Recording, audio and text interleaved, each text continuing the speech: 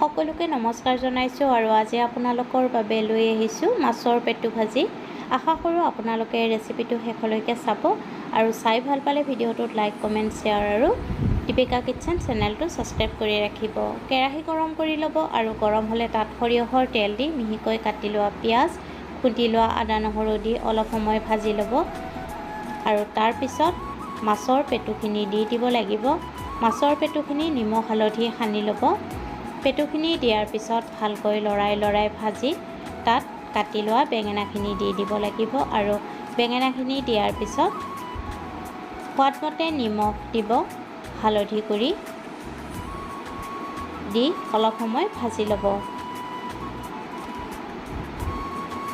এতিয়া তাত অলপমান ভাত দি দিব লাগিব আৰু ভাতখিনি দিয়াৰ পিছতো ভালকৈ লৰাই 2 পৰা 3 মিনিটমান সময় ভাজিব লাগিব।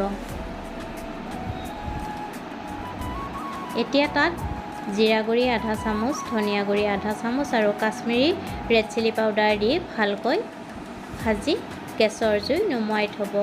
এয়া মাছৰ পেটু ভাজি ৰেডি। পুনৰ উপস্থিত হ'ম। আজিলৈ আহিলোঁ। ধন্যবাদ।